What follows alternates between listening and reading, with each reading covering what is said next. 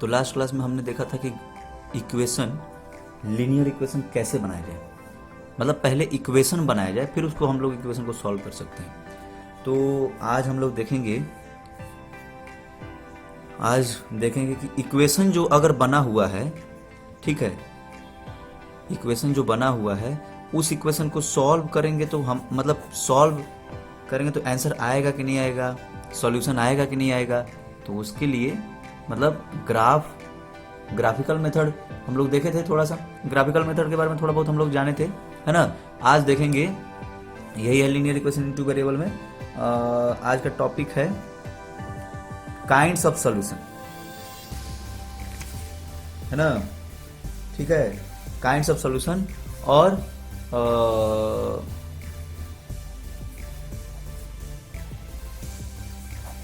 Graphical method of obtaining the solution, दो चीज हम लोग पढ़ेंगे। तो ग्राफिकल मेथड हम लोग थोड़ा बहुत पढ़े थे, लेकिन अब देखेंगे काइंड्स ऑफ सॉल्यूशन। आप उसको जो पेयर ऑफ इक्वेशन दिया हुआ है, सिस्टम ऑफ इक्वेशन जो दिया हुआ है, सिस्टम ऑफ लीनियर इक्वेशन या पेयर ऑफ लीनियर इक्वेशन, उसमें से आप मतलब कि उसको सिर्फ और सिर्फ आप देख करके बता सकते हैं कि उसमें सॉल्यूशन आएगा कि नहीं आएगा। सिर्फ उसको देख करके आप बता सकते हैं, है ना। कैसे, देखिए अब हम बताते हैं। जैसे मान लीजिए दो इक्वेशन है, x माइनस 2y, एक सेट है x minus 2y is equal to 0 और एक दूसरा इक्वेशन है इसका 3x plus 4y minus 20 is equal to 0। ये दो मतलब कि दो इक्वेशन है, वो उसका एक सेट है, ठीक। दूसरा सेट है 2x plus 3y minus 9 is equal to 0 और ये है 4x plus 6y minus 18 is equal to 0, ठीक। तीसरा सेट है x plus 2y minus 4 is equal to 0 और 2x plus 4y minus 12 is equal to 0, ठीक है। अब आपको क्या करना है, सबसे पहले जैसे हम फर्स्ट सेट का हम लोग बात करते हैं, x minus 2y is equal to 0 और 3x plus 4y minus 20 is equal to 0। इसका अगर हम लोग इससे कंपेयर करेंगे ax plus by plus c is equal to 0, तो क्या होगा, ये वाला जो इक्वेशन है, फर्स्ट वाला जो इक्वेशन है, उसमें हम लोग a1 b1 c1 ले लेंगे, इसमें a2 b2 c2 ले लेंगे, जैसे a1x plus b1y plus c1 is equal to 0 इसको ले लेंगे और इसको a2x plus b2y plus c2 is equal to 0।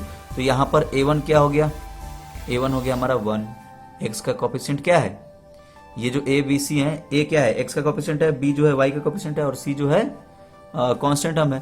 तो x का कोफिशिएंट क्या है 1 और y का ये कोफिशिएंट क्या है -2, तो ये हो गया हमारा a1 इज इक्वल टू 1 और b1 इज इक्वल टू ये हो गया -2 और c तो कुछ भी नहीं है, यहाँ तो c तो है ही नहीं, तो c इज इक्वल टू 0 ले लेंगे, c1 इज इक्वल टू, ठीक।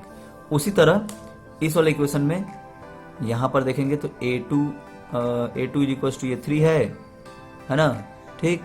और ये आपका ये क्या नाम है b2 इज इक्वल टू 4 है और ये c2 इज इक्वल टू -20 है, ठीक, -20 है, C2 है कि नहीं। तो ये हो गया।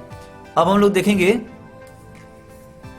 अब हमको ये पता करना है कि ये दोनों इक्वेशन का सॉल्यूशन कैसा होगा। सॉल्यूशन तीन तरह के होते हैं, काइंड्स ऑफ सॉल्यूशन हम लोग पढ़ रहे थे ना, तो सॉल्यूशन तीन तरह का है।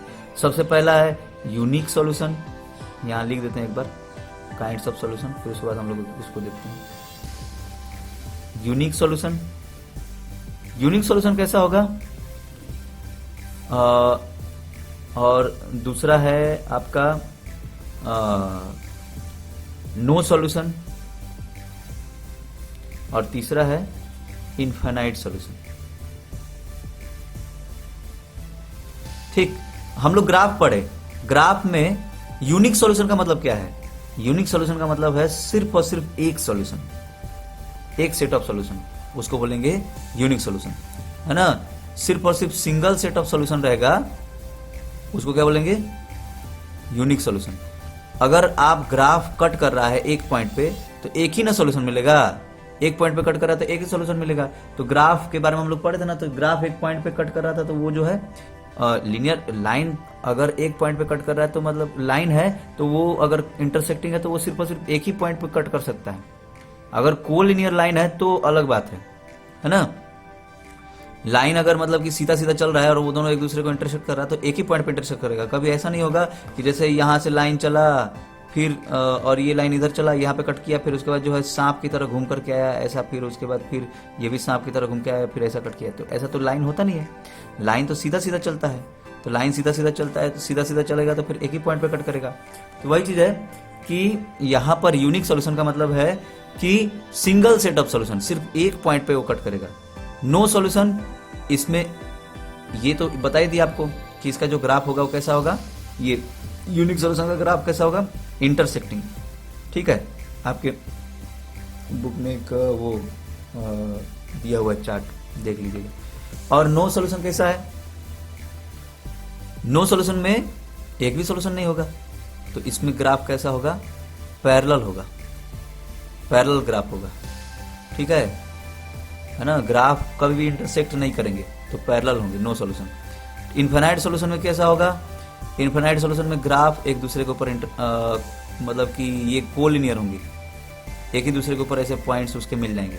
ठीक है, तो उसको बोलेंगे इनफाइनाइट सॉल्यूशन। उसमें इनफाइनाइट सॉल्यूशन होगा क्योंकि उसका हर एक पॉइंट उसका सॉल्यूशन है, दोनों इक्वेशन का।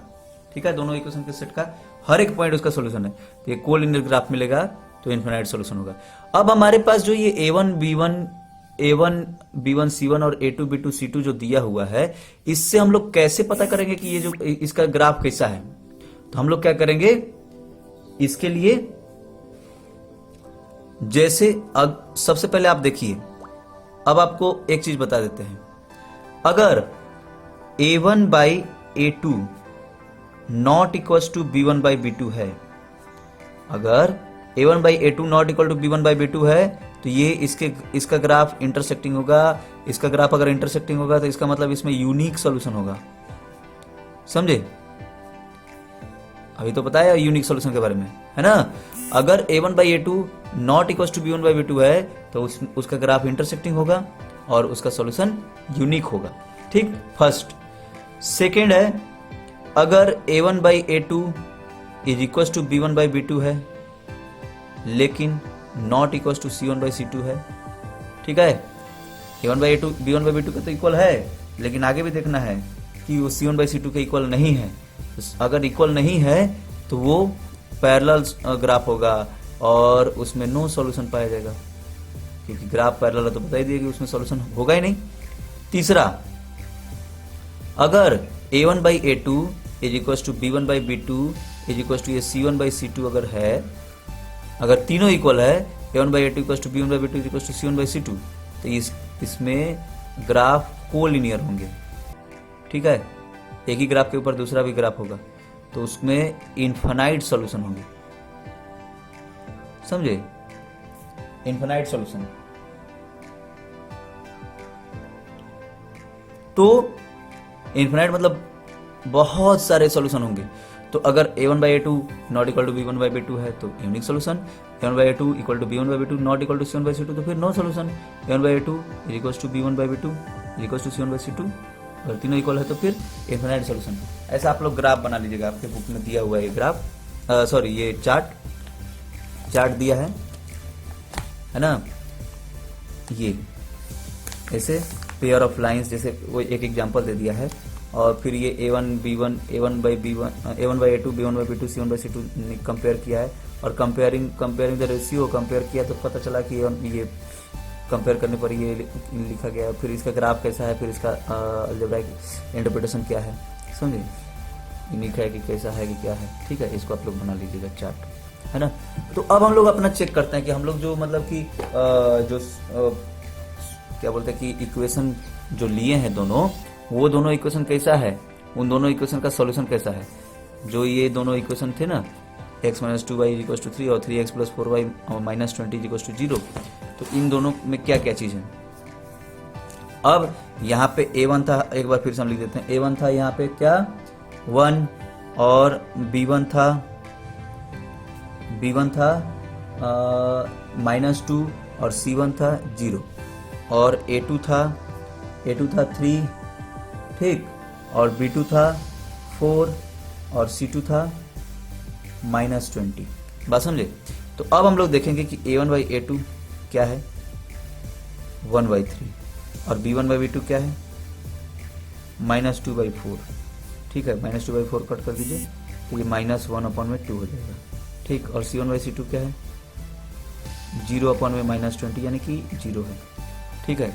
यहां पर आप देखेंगे कि यहां पर A1/A2 क्या B1/B2 के इक्वल है ही नहीं।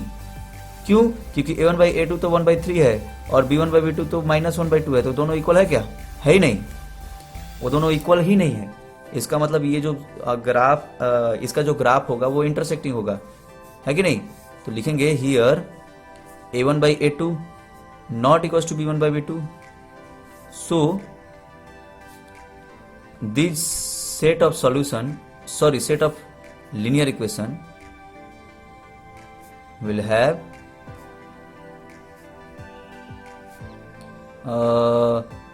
have unique solution, है ना? ठीक है, यूनिक सॉल्यूशन, ठीक है। And its graph will be and their graph will be intersecting. समझे? ऐसा लिख देना है, बस हो गया काम। उनमें यूनिक सॉल्यूशन पाया जाएगा और उनका ग्राफ जो होगा कैसा होगा, इंटरसेक्टिंग होगा।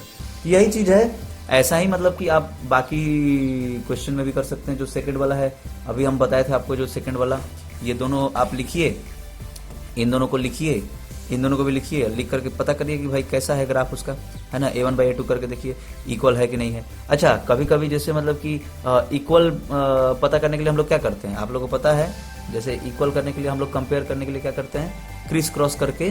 जैसे अगर मान लीजिए कोई नंबर है, हमको ये पता नहीं चल रहा है, अगर मतलब कि जैसे अगर ये जैसे ये तो 1/3 था और ये -1/2 था, तो इसलिए ठीक था।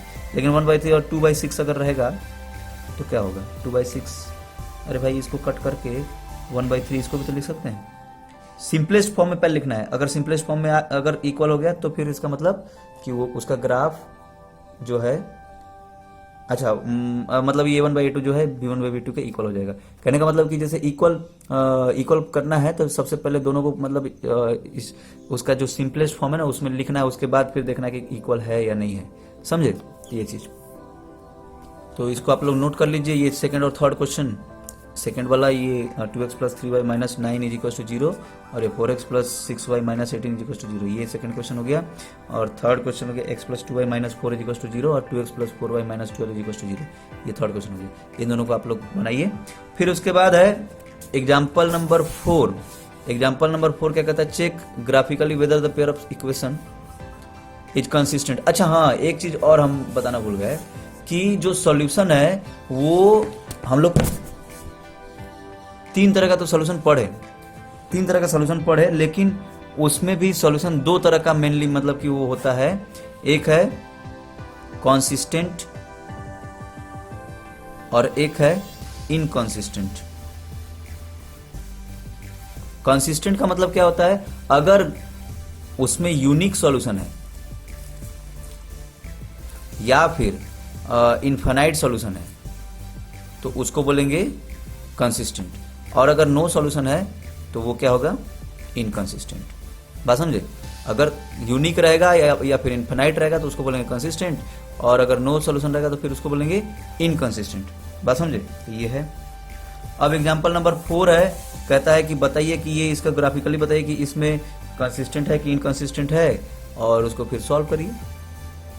तो करना क्या है वही आप करिए, मतलब कंसिस्टेंट और इनकंसिस्टेंट ग्राफिकली ग्राफ बनाना है तो ग्राफ वाला तो पहले ही बता दिए कैसे बनाना है, ग्राफ बना करके फिर उसको सॉल्व करिए, है कि नहीं। चलिए अब हम लोग देखते हैं example number 5। Graphically find whether the following equation has no solution. ये ग्राफिकली क्या है, ये तो आप ऐसे मतलब बिना ग्राफ के भी पता कर सकते हैं, ग्राफिकली इसमें बताया है, ठीक है। तो ग्राफ बना करके देख लीजिएगा। ओके, अब ये है Champa went to a sale. to purchase some pants and skirts. When her friends asked her how many of each she had bought, she answered, "The number of skirt is too less than twice the number of pants purchased." मतलब अगर तो इसमें हम लोग क्या करें, also the number of skirts is 4 less than 4 times the number of pants purchased. ठीक है, मतलब क्या है कि एक चंपा जो है स्कर्ट भी खरीद रही है और पैंट भी खरीद रही है, तो लेट द नंबर ऑफ लिख देना है, let the number of example 6 सही, number of pants be X, pants का एक्स हो गया, तो और number of skirts see about be Y. Question क्या कहता है कि number of skirts is 2 less than twice the number of pant, मतलब twice the number of pant का मतलब 2x, ट्वाइस का मतलब x का दुगना है ना, तो 2x हो गया, -2 हो जाएगा, है कि नहीं। और दूसरा है कि ऑल्सो कहता है और कहता है also the number of skirt is 4 less than the 4 times the number of pant, यानी कि 4 टाइम्स से 4 कम, तो ये 2 इक्वेशन हो गए। अब इसका ग्राफ कैसा है आप देखिए, है ना। अब ये आपका एक एक्सरसाइज 3.2 है।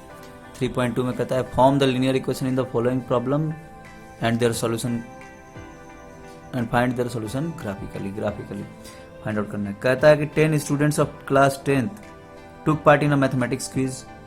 ठीक है, if the number of girls is 4 more than the number of boys, find the number of boys and girls who took part in the quiz। Total number of students 10 है। ठीक है, तो हम लोग क्या करेंगे कि फर्स्ट है, उसको टोटल नंबर ऑफ स्टूडेंट अगर 10 है तो आप क्या कर सकते हैं, लेट द नंबर ऑफ, अरे भाई स्टूडेंट में बॉयज और गर्ल्स दोनों हैं, तो बॉयज को अगर x मान लेते हैं तो फिर नंबर ऑफ गर्ल्स क्या होगा, y हो जाएगा, है कि नहीं। नंबर ऑफ बॉयज हो गया x और नंबर, तो फिर नंबर ऑफ गर्ल्स क्या हो जाएगा, y हो जाएगा। तो टोटल नंबर अगर मतलब कि 10 है तो फर्स्ट इक्वेशन हमारा क्या होगा कि x plus y is equal to 10 हो जाएगा। भाई बॉयज और गर्ल्स दोनों मिलाकर के 10 है, तो x plus y is equal to 10 हो गया, तो ये हो गया फर्स्ट इक्वेशन।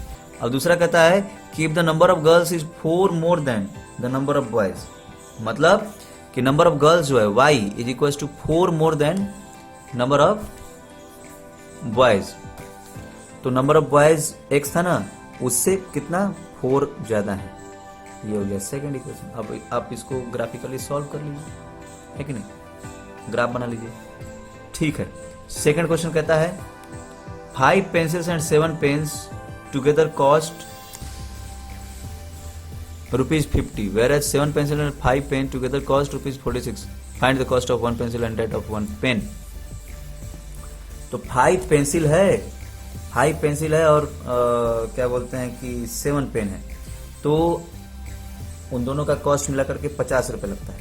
तो एक का कॉस्ट, एक पेंसिल का हम लोग कॉस्ट मान लेते हैं x rupees. Let the cost of 1 pencil be rupees x, उसी तरह let the cost of 1 pen be rupees y, है कि नहीं। ठीक है, पेंसिल का x मान लिया और पेन का जो है y मान लिया। अब क्या कहता है कि 5 पेंसिल और 7 पेन, तो 5 पेंसिल का दाम 5x होगा ना, 5 अभी तो बताए थे आपको कल वाले क्लास में, पहले वाले क्लास में, कि जैसे एक का दाम x है तो फिर 5 का दाम 5x हो गया, तो 5x plus 7y is equal to ये 50, ये हो गया फर्स्ट इक्वेशन। और दूसरा है 7 पेंसिल एंड 5 पेन, वो 46 का है, तो दूसरा इक्वेशन क्या हो जाएगा, 7 pencil 7x plus 5y is equal to 46 हो जाएगा, है कि नहीं, समझे।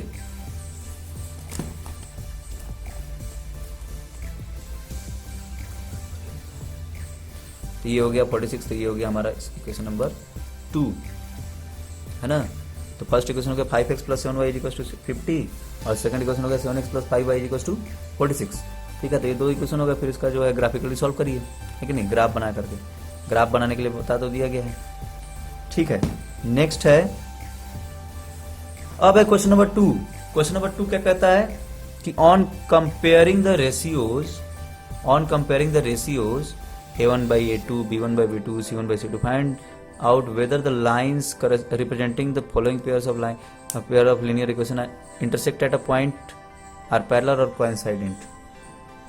ये पता करना है कि क्या वो एक पॉइंट पे इंटरसेक्ट करेंगे, कि पैरेलल होंगे, कि कोइंसाइडेंट होंगे। कुछ करना थोड़ी है भाई। अगर a1 by a2 equal to b1 by b2 है, sorry not equal to b1 by b2 है, तो वो तो पहले ही मतलब इंटरसेक्ट कर जाएगा, कि यूनिक सॉल्यूशन पाया जाएगा उसमें, है ना। और अगर a1 by a2 equal to b1 by b2 not equal to c1 by c2 है, तो फिर पैरेलल होगा। और कोइंसाइडेंट कब होगा, अभी बताए थे, जब तीनों इक्वल हो जाएंगे, है ना। थर्ड क्वेश्चन है, on comparing the ratios a1 by a2, b1 by b2 and c1 by c2, find out whether the following pair of linear equation are consistent. ये भी वही चीज है। अब इसमें ये पता करना है कि कंसिस्टेंट है कि इनकंसिस्टेंट है। कंसिस्टेंट का मतलब है कि जिसमें यूनिक है या फिर इनफाइनाइट सोल्यूशन। अभी बताए थे आपको, यूनिक होगा तो भी, और इनफाइनाइट सोल्यूशन होंगे तो भी कंसिस्टेंट होगा। और इनकंसिस्टेंट का मतलब जिसमें नो सोल्यूशन होगा, इनकंसिस्टेंट है। अब नेक्स्ट क्वेश्चन है, which of the following pairs of linear equation are consistent और consistent if consistent obtain the solution graphically. अब ये क्या है, अब इसको भी तो किया ही गया है ग्राफिकल पहले, मतलब कि इसमें भी ये फोर्थ क्वेश्चन में पता करना है कि भाई कंसिस्टेंट है कि इनकंसिस्टेंट है, फिर उसके बाद ग्राफ से उसको सॉल्व करना है ना। ये हो गया। ठीक है, अब ये फिफ्थ क्वेश्चन है, half the perimeter of rectangular garden. अब इसको हम बताते हैं आपको। Whose length is 4 metre more than its width is 36 meter, find the dimension of the garden। half the perimeter of a rectangular garden, यानी कि एक रेक्टेंगुलर गार्डन है, ठीक है, एक रेक्टेंगुलर गार्डन है, उसका ये हो गया रेक्टेंगुलर गार्डन। अगर इसका लेंथ को अगर हम लोग x लेंगे तो ब्रेड्थ को y ले लेते हैं, है ना। क्वेश्चन नंबर 5 है, लेट द लेंथ ऑफ, लिखना है आपको, इसको लिख लीजिएगा, गार्डन बी x मीटर, ठीक है, and breadth of garden be y metre, है कि नहीं। ठीक है, लेंथ हो गया x मीटर और ब्रेड्थ को हम लोग y मीटर मान लिए। अब क्या कहेगा, अब क्या कहता है कि half the perimeter of a rectangular garden whose length is 4 metre more than its width. पहला वो क्या है, 4 मीटर विड्थ से ज्यादा है, यानी कि ब्रेड्थ प्लस 4 मीटर, यानी कि जो हमारा x जो है वो क्या है, y प्लस 4 है। x क्या है, y प्लस 4, ठीक। और ये हो गया हमारा first equation, x is equal to y plus 4, ठीक। अब दूसरा है कि half the perimeter of rectangular garden whose length, मतलब लेंथ के बारे में तो हम लोग रिलेशन बता दिए, इज 36 मीटर। ये देखिए, ये सुनिएगा, समझिएगा, half the perimeter of rectangular garden, एक ऐसा रेक्टेंगुलर गार्डन है जिसका पेरीमीटर, जिसका हाफ पेरीमीटर जो है, और उसके आगे ये कह रहा है कि उसके आगे दूसरा कंडीशन लगाया है कि whose length is 4 metre more than its width, यानी कि उसका जो लेंथ, एक ऐसा गार्डन जिसका लेंथ जो है विड्थ से 4 मीटर ज्यादा है, यानी कि x अगर उसका लेंथ है तो y से 4 मीटर ज्यादा है, मतलब y प्लस 4 है ना, ठीक।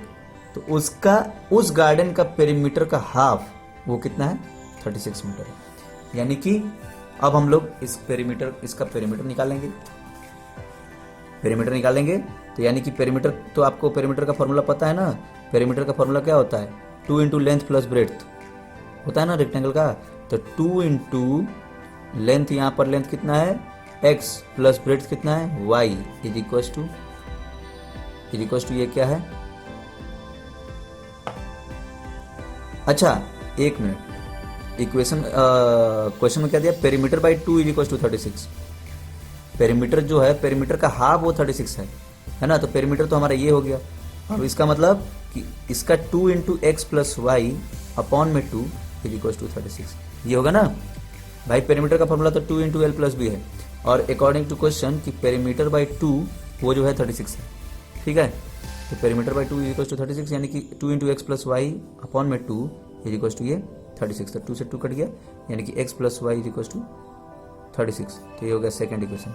फर्स्ट इक्वेशन हो गया था कि x is equal to y plus 4, और सेकंड इक्वेशन हो गया x plus y is equal to 36। अब ये दो इक्वेशन हो गया, इसको फिर सॉल्व करिए, है ना। अब ये कहता है कि गिवन द, अब question number 6, given the linear equation, ठीक है, given the linear equation 2x plus 3y minus 8 is equal to 0, right another linear equation in 2 variable such that the geometrical representation of the graph of the pair so formed is intersecting line, line intersecting होगा। अरे कोई सा भी दे दीजिए, जैसे ये 2x plus 3y minus 8 है is equal to 0 है, तो आप एक ऐसा ले लीजिए कि जिसमें कि ये 2x की जगह पे ये 3x ले लीजिए, और ये 3y की जगह पे 2y ले लीजिए, -4 -5 कुछ भी ले लीजिए चलेगा, जिससे कि फिर जैसे a1 by a2 not equal to b1 by b2 होना चाहिए। तो ये आप अपने से करिएगा, ये हम बता नहीं रहे ज़्यादा, आप अपने से कर लीजिएगा कि मतलब कि एक ऐसा लीजिएगा जिससे कि फिर a1 by a2 not equal to b1 by b2, ये अपने से मतलब कुछ भी ले सकते हैं, कुछ कोई जरूरी नहीं कि मतलब पीछे से आंसर देख करके फिर उसको लिख लेंगे। अपने आप से आप अपने मन से ऐसा लेंगे कि जिससे कि a1 by a2 not equal to b1 by b2 होना चाहिए, तो इंटरसेक्टिंग हो जाएगा, है ना। मतलब ये a1 a2 sorry a1 b1 c1 हो गया, तो उसी तरह a2 b2 c2 ले लीजिए एक ऐसा जिससे कि फिर a1 by a2 not equal to b1 by b2 हो जाए, है ना, ठीक है। और पैरेलल लाइन के लिए क्या होना चाहिए कि पैरेलल लाइन के लिए तो बता ही दिया कि दो इक्वल रहेगा, जैसे ये 2x है 3y है, यहाँ पे जो है आप लिख दीजिए 4x और यहाँ पे 6y लिख दीजिए, तो 4x लिखेंगे तो 2/4 और ये 3/6 दोनों तो 1/2 होगा, है ना। जैसे ये हम उसका एक इसका वाला थोड़ा सा बता देते हैं, 2x plus 3y minus 8 is equal to 0 है, तो एक ऐसा हम लोग ले लिए कि 4x अपने मन से ले लिए plus 6y minus 19 is equal to 0।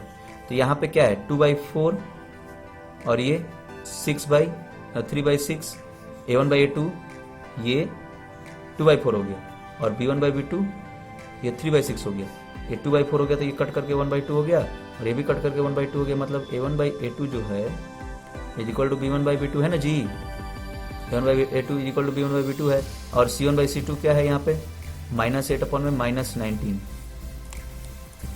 -8 upon में -19, माइनस से माइनस कट गया तो बचा 8/19, 8/19 बचा, 8/19 जो बच रहा है क्या ये b1/b2 a1/a2 के इक्वल है, नहीं है, नॉट इक्वल टू c1/c2, इसलिए ये जो है पैरेलल ग्राफ होगा। तो उसी तरह उसका आपका इंटरसेक्टिंग वाले का भी बनाना है, कोइंसिडेंट वाले का भी बनाना है, ठीक है।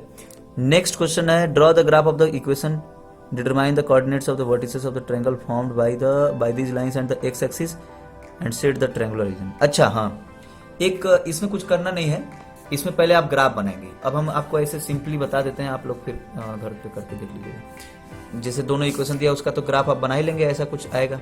अब वो कह रहा है कि इसके determine the coordinates of the vertices of the triangle formed by these lines and the axis, x axis. जैसे मान लीजिए कि एक लाइन उसका इधर तरफ है, दूसरा लाइन अगर इधर तरफ है, कुछ ऐसा है, अगर ग्राफ उसका कुछ ऐसा बना हुआ है, तो अब कह रहा है कि ये दोनों लाइंस और एक्स एक्सिस मतलब उनका कोऑर्डिनेट्स बताना है, तो ये दोनों पॉइंट बताना है। ये मतलब ये दूसरा वाला इक्वेशन का ग्राफ है अगर, तो ये कहाँ पे कट कर रहा है एक्स एक्सिस को, वो पॉइंट बताना है। और ये क्या बोलते हैं कि अगर पहला वाला इक्वेशन का ये ग्राफ है अगर, तो ये एक्स एक्सिस को कहाँ पे कट करना है उस पॉइंट को बताना है, और दोनों एक दूसरे को कहाँ पे कट करना है वो भी पॉइंट को बताना है। तो मतलब ये एक ट्रायंगल बन गया ना, ट्रायंगल बना कि नहीं। अब इसी ट्रायंगल को आपको पता करना है कि ट्रायंगल के वर्टिसेस क्या क्या है, इसको वर्टिसेस बोलते हैं ना, वर्टेक्स, तो वही चीज़ है। यही है, तो ये हो गया आपका 3.2 कंप्लीट। अब नेक्स्ट क्लास में हम लोग आगे देखेंगे algebraic methods of solving pair of linear equation. Okay, thank you, नमस्कार।